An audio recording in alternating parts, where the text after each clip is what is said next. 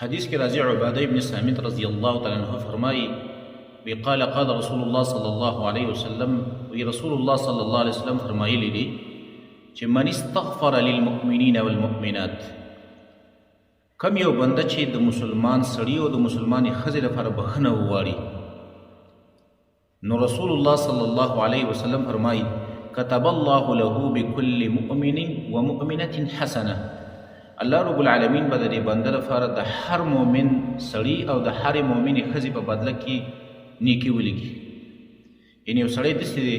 چې هغه صرف داسې وایي چې اللهم اغفر للمؤمنین والمؤمنات یا الله ته مؤمنانو سړو او مؤمنانو ښځو ته بښنه وکړي نو د هر مؤمن سړي او د هرې مؤمنې زنانه په بدله کې به الله رب العالمین د لپاره نیکي ولیکي نو یو سړی دی صرف دا کلمات ویل چې یا الله مؤمنانو سړو او مؤمنانو ښځو ته بښنه وکړي صرف 2 سیکنډه یا 3 سیکنډه پرې ولګېدل د دې په بدله کې الله رب العالمین په دې بنده باندې دومره رحم وکړو چې د 2 اربه نیکۍ وګټلې 2 اربه څه کم 2 اربه مسلمانان په دنیا کې اوسېږي ځکه د هر مؤمن بنده او د هرې مؤمنې بنده زنانه په باره کې الله رب العالمین د نیکي لیکي په یو بل حدیث کې راځي ابي درداء رضی الله تعالی عنه فرمایي سمعت رسول الله صلی الله علیه وسلم ما د رسول الله صلی الله علیه وسلم نه اورېدلی دي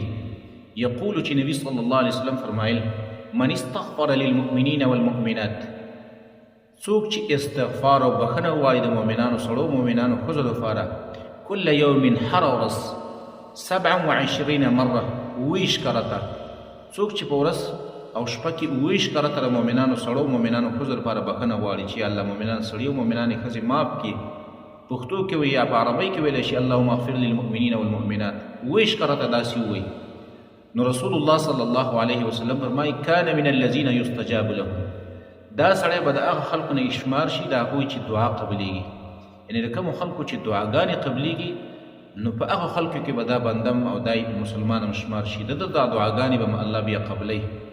نو آسان کلمات دی اللهم اغفر للمؤمنین والمؤمنات د هر مؤمن سړي او د هرې مؤمنې په بدله کې موږ ته پې نیکي میلاویږي او الله رب العالمین موږ مستجاب الدعوات ګرځوي زموږ دعاګانې به الله رب العالمین بیا قبلی چې کله یو 20 کرته یا 25 کرته په حدیث کې الفاظ راغلي 25 کرته موږ د مؤمنانو سړو یا د مؤمنانو ښځو لپاره بخښنه غواړو